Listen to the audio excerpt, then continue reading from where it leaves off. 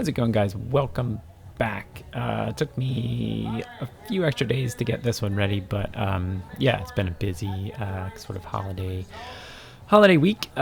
This is the 2024 Easton Twilight Criterium. It's in Easton, Pennsylvania, and this was an exciting one. It's a big one, and I was excited for it. Unfortunately, my race is sort of over kind of before it gets started, but we'll get into all of that in a minute. So first of all, like it's a big race. So they are. This is the Cat 4-5 field. It's my first Cat 4-5 field. The previous crit I did was just Cat 5, so just novice. So this is both. And it's big. It's a big field. It's 75 riders. They even have wait lists and everything. So, yeah, I mean, it's a lot. And they kind of stage us. So you see the little, little rectangles on the road. So we had staged by registration time. So it's kind of like right smack in the middle. And I was excited for this one. I mean, it's a big race in the area. It's part of the tour. I think they call it Tour of Summerfield. But it's like 2 or 3 races. I'm only doing this one, but there's a few others in the same like race category, and they give like an overall, I think. But the pro race brings out a bunch of big hitters. You know, you got like Miami Blazers and the Legion of Los Angeles sent some guys, Austin Outlaws and everybody. We got Corey Williams in the pro race and stuff. So like that, I think there is just just brings out other riders in the area as well. So yeah, so it's a big race, and I was excited. I was amped up, ready to go. So we will go ahead and start this, and you'll kind of see what happens. So like I said, I'm sort of starting right in the middle, and we'll take a look at what happens. So I am behind my buddy Bill here, and first corner, all of a sudden somebody goes down and I gotta stop, and this is kind of where my mistake happens. All of you experienced racers are saying like, all right, you were impeded enough to next lap, go ahead, stop at the pits and take your free lap and let you back in the field. Because as you see, there's a bunch of guys here sort of trying to chase on. I mean, we're already good 15 seconds or so back. Unfortunately, in my like adrenaline and caffeine filled mind at the moment, the only thing I think of is chase. Gotta chase.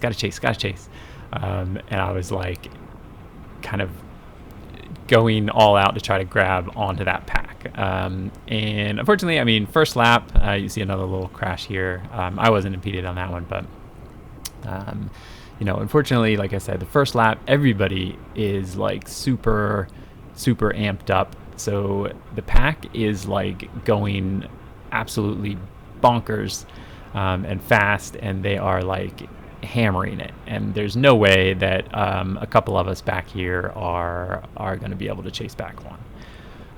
So what I should have done is this lap around, and you'll actually see a couple guys do that. And it just completely went over my head. I did not think about this at all, so it was a complete rookie mistake. But you'll see a couple guys here on the left actually pull over into the pits, which is just before the start-finish line. And they kind of say, look, it's impeded by the crash, and they end up getting let out the next lap. So that is exactly what I should have done, and I didn't do that. That is, rookie. Look, I'm new at this. This is like my second actual real crit race, so this is not normal for me yet. So I was still just like so amped up in that race mindset that I was just going. But yeah, spoiler alert, we do not catch back on. I'll go ahead and let this play because we do end up working pretty well together. Actually, it ends up being a group of 4 of us. So Bill in front of me, and then a few other guys. We end up getting to be, get kind of having our little our little group. And shout out to Kishumaru, who came up after the race and said hi. He actually ends up working with us as well in our little group. He's in the blue and white, so you'll see him in a minute. But yeah, so let's, I guess, chat a little bit about the course. So my kind of biggest fear going into this race was that I was going to get caught up in like at the very beginning with all the people, and I was just going to get spit out the back. And I mean that did happen, but not really in the same fear that I had. So the course is it's a cool course. It is downtown Easton, so they close off the streets. It's pretty technical. I think they say 6 corners, but these first 2 corners that we just went through don't really count. It could be because you don't really have to slow down for them. So this is what I would consider the first corner. So it's all lefts except for one right-hand corner you'll see coming up here, and you can take these corners pretty quick. I never actually took this corner well. I always had problems with that right-hand corner. But coming up here, we do a downhill into the fastest corner on the course. This is like a 70-degree corner, but it's very wide. So you can take it at speed. I could have probably taken it faster than I ended up taking it in the race, but so it's fun because it's fast. It's a little bit scary the first couple times until you can kind of figure out how fast to actually take it. But then we get this long stretch here next to the river, which is probably the fastest part of the course. It's pretty flat. And then we make the final left-hand turn up here to go up the hill to the finish line. And it's not a terrible uphill, just a couple percent, and it's kind of stretched out a bit, but you feel it eventually. But I didn't mind too much. And then it's another left to start the lap. And the course itself, it was 0.76 miles, almost 0.8 miles per lap. So 0.76, 77, something like that per lap. So the laps are relatively short. So what I was worried about was getting kind of spit off the back and then getting lapped. Like I said, I mean, that did actually happen. But I was worried about it happening slightly differently. So it's a relatively short course. It's pretty technical, but I guess the good thing about it is that good thing about not being in the big pack is you can kind of like pick your lines.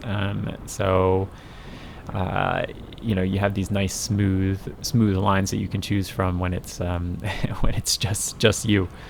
You see on that corner, I sort of misjudged it as well, but I think I do end up getting into a bit of a rhythm. So there's 4 of us here, and we work okay together.